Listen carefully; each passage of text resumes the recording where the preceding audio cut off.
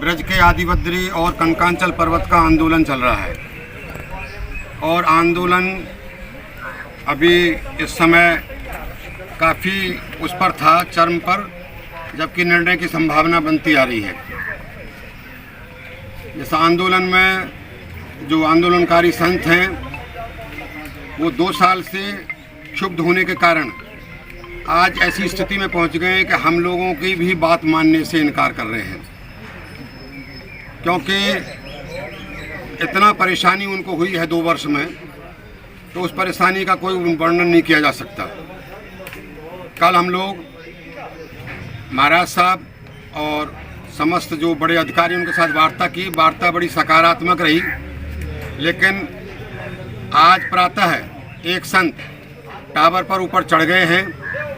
सभी गांव वाले उनको, गांव वाले, प्रशासन, हम सभी हाथ जोड़कर सब तरह से विविध प्रकार से हम लोगों ने मनाने का प्रयास किया, लेकिन वो नहीं मान रहे हैं।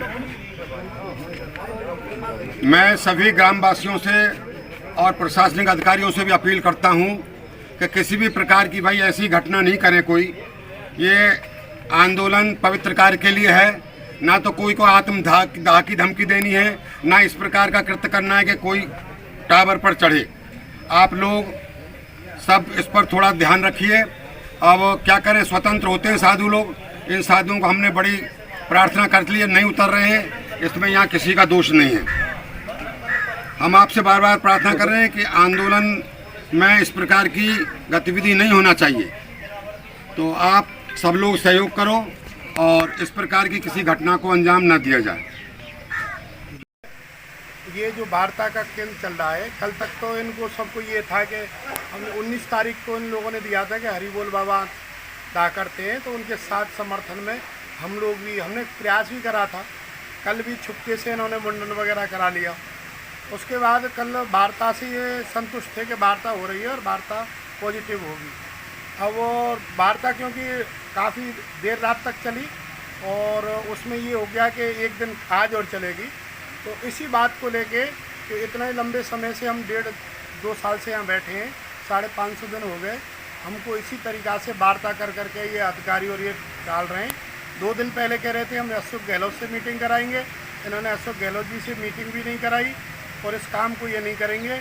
अब वो कल क्या है, हमारे पूज्य गुरुदेव भी आए थे यहाँ महात्माओं को देखने के लिए, तो जिन महात्माओं ने आत्मदाह की मतलब लिखित में दिया है उनको समझाने के लिए, पर उनका जब इनने सबने मुंडन वगैरह देखा तो उनको भी थोड़ा सा भावुक हो गए और बोले कि हमारा भी जीवन अब अंतिम पड़ाव पर है और ब्रज के लिए हमारा ये शरीर काम आ जाए, ये हमारे लिए सौभाग्य की बात है। कहीं ना कहीं से इन सब बातों से भी वो, और पहले जब से ये जनवरी से ये धरना चला है 1.5 साल से, तब से ये महात्मा बरसाना भी नहीं गया, तो कहीं ना कहीं से इतना हृदय उसका दुखित है शासन के रवैया से। तो उन सब को लेके अभी हमने प्रयास भी करा है मनाने का, पर वो यूँ कह रहे हैं काम हो जाता है तो मैं उतर जाऊँगा, मैं कुछ नहीं करूँगा, शाम तक वहीं बैठा रहूँगा। ठीक, वो ठीक है।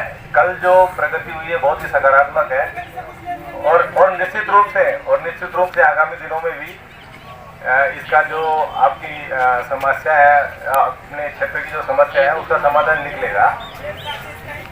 ये जो आप निरंतर वहाँ बैठे हैं, निरंतर और जान को जोखिम में डालना भी ये कानूनी है क्या? ये तो खुद गैर कानूनी है। यदि आप गैर कानूनी तरीके अपनाओगे तो फिर आप हम पे कैसे विश्वास कर रहे हो, बताओ। महाराज जी, बात को समझो, हम कानून के पक्षधर हैं, हम चाह रहे हैं कि कानून से बातचीत आगे बढ़े। उन्होंने गुनाह नहीं किया, उन्होंने जो अल्टीमेट दिया था, तो हमारी भी जिम्मेदारी बनती है कि हरिबोल बाबा को हर परिस्थिति से हम वाकिफ कराते हैं। राज्य सरकार जो हमको निर्देश दे रही है वो देखो, मेरा आपसे अनुरोध है, उपखंड मजिस्ट्रेट